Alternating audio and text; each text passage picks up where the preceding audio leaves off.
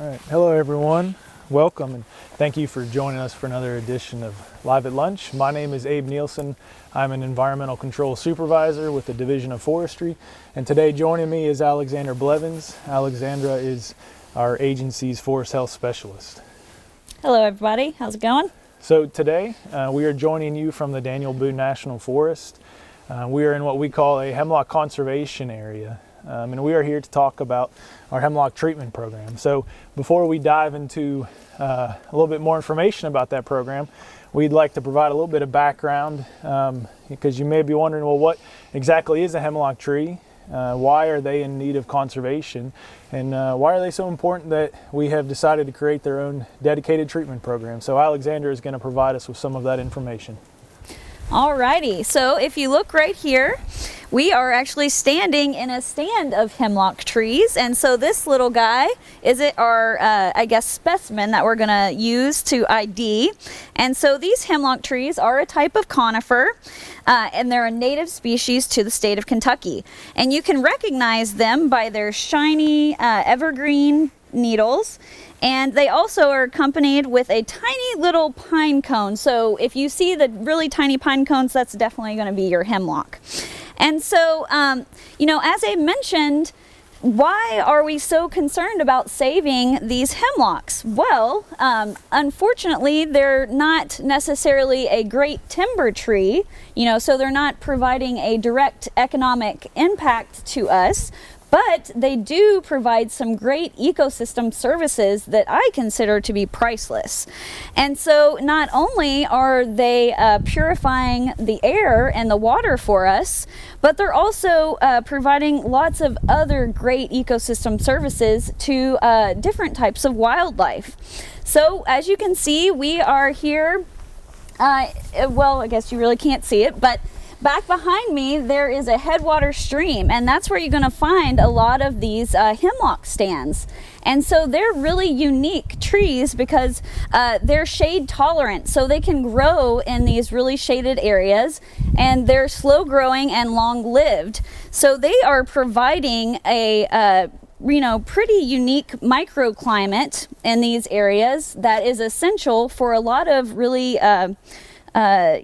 important species such as cold water fish, such as trout and aquatic insects. So, these are just a short list of things that they're providing to not only us, but all of the other critters that are out here. And so we really want to save them because they are an integral part of our ecosystem here in the state of Kentucky.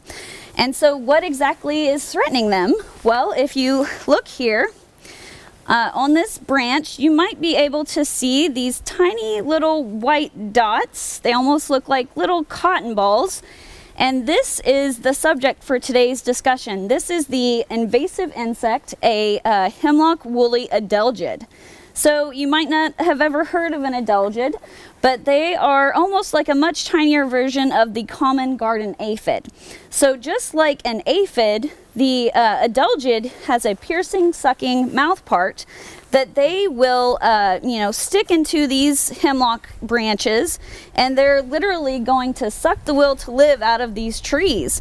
And, when you get a mass aggregation of these insects on a single tree, the needles will start to drop, and once a tree is fully defoliated, it's kind of a goner tree. And so these insects were brought to the U.S. back in the 1950s, and they have really spread all throughout our native hemlock range here in Kentucky. So unfortunately, about 98% of our hemlocks have been infested with this tiny little bug. And so it's our job to try our best to save these, and Abe is going to talk about how we do that through our hemlock treatment program. Yeah, thanks, Alexandra. So, as Alexandra mentioned, the hemlock woolly adelgid has been in the state of Kentucky, or at least it was first confirmed back in 2006. So early on, the Division of Forestry, we had to decide how we wanted to respond to this new invasive threat. and with the possibility of it wiping out our hemlocks across the state. So we have 2 state forests in southeastern Kentucky that happens to be in areas with high composition of hemlock trees. So we decided to start there and start doing some localized hemlock treatments, just in an effort to at least save a few small pockets of these hemlock trees for the future. And how that process works, our chemical treatment process, we use an insecticide, and in general that insecticide is taken up throughout the tree after we treat the tree. The insect feeds on the leaf needles that have the insecticide in it, and it ends up killing the insect and thus offering the tree protection for a number of years thereafter. So over time, other groups, other agencies also became interested in trying to find ways to protect their hemlock trees. So there was a lot of support, a lot of early work to try to figure out how to expand some of these early efforts. So from those early partnerships, our formal hemlock treatment program was born. And I think of most importance from this program was a dedicated crew was created. So that meant we now had resources of a crew for their sole responsibility to go out and do these hemlock treatments across the range of hemlock. So some of the early on work that happened in our hemlock treatment program was the creation of our so-called hemlock conservation areas. And so what we set out to do early on were find important pockets of these hemlock trees across its range in eastern Kentucky. So today you will find these conservation areas on many different public properties. So we have them on some of our state forests. You'll find them in some of our state parks. Here in the Daniel Boone National Forest, nature preserves, and some wildlife management areas. So our crew, their main job therefore is to go out to these hemlock conservation areas and do these treatments to keep these hemlock trees alive. So a little bit more background about our crew. It's typically a 3 to 4 person field crew, and they work a 9-month field season. So they start in the fall, work through the winter and into the spring, and we have a rotation schedule of these different hemlock conservation areas that we go to. And that's, again, pretty much their main job duty for that 9-month field season. So the crew started back in 2011. Since that time period, they have completed over 195,000 hemlock treatments. So that's really quite an astounding number if you think about it. 195,000 treatments in this 10-year period. It's something that we are very proud of, but certainly the praise for that work goes to the members of that crew, the dozens of members that we've had on that hemlock crew who have hiked all over eastern Kentucky, up and down mountains to treat these trees and to keep them alive. And it just so happens that today we actually have one of those former crew members here with us. So Alexandra now is our forest health specialist, but a few years ago she actually started with the Division of Forestry and worked 2 field seasons on that crew. So she has single-handedly completed thousands of these treatments by herself. So today we're going to have her go ahead and demonstrate for you all what that treatment process looks like. Alrighty, so as Abe mentioned, our crew, if you see them out there in the woods, please commend them for their efforts. It's really hard work that they do, and they deserve, a lot of pats on the back. So I did this myself for a couple of field seasons, and right now I'm going to walk you through the process of what we do actually out in the field. So safety first. So as Abe said, we are working with insecticide. So you got to glove up. And then the first step is to always look up the trunk of your hemlock tree, because sometimes you can get so just in the mode of moving from tree to tree that you might actually treat already a dead hemlock tree. So we've got a nice looking, moderately infested tree here that we are going to treat. So I've got my gloves on, and the first step is to get a measurement of the DBH, or the diameter at breast height of this tree. So the insecticide, it's a dosage based on the size of the tree. So we have here 12 DBH, or diameter at breast height. And so as Abe mentioned, this is it's a systemic chemical.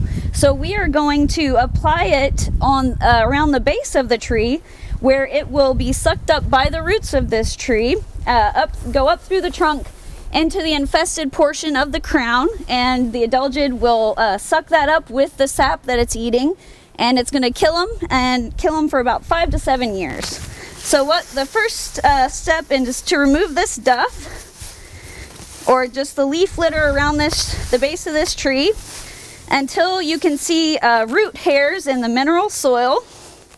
Because if we were to just pour it on the leaf litter, then it wouldn't get, you wouldn't get the proper dosage to this tree. So you just go around here, dig this up, expose the root hairs. All right.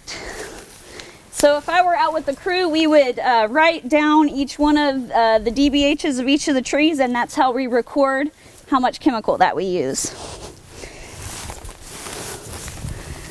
And then, so we've got, this is imidacloprid, so I know that that's a mouthful, but I brought the little pamphlet here if you want to zoom in on that to see how that's spelled. So, we buy in bulk for what we're doing, but you can find this at your local hardware store if you're interested in treating your own trees. So you can ask, just a worker there if they have that, and they'll be able to point you in the right direction. So, and it's a really easy conversion for landowners. If it's a 12, then we're going to measure out 12 ounces of the imidacloprid, and we're going to apply that to the soil. Okay. And you want to just try to get even distribution around the tree. And I just check every so often to make sure that we're on target. Just a little bit more. I'm going to do it around the back.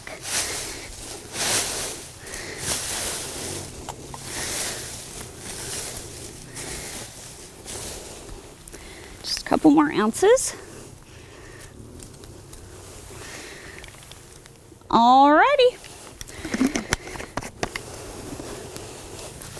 And then, so to make it, look like we were never here is what I like to say. So just once that chemical is absorbed through the soil, then you just cover it right back up with the leaf litter.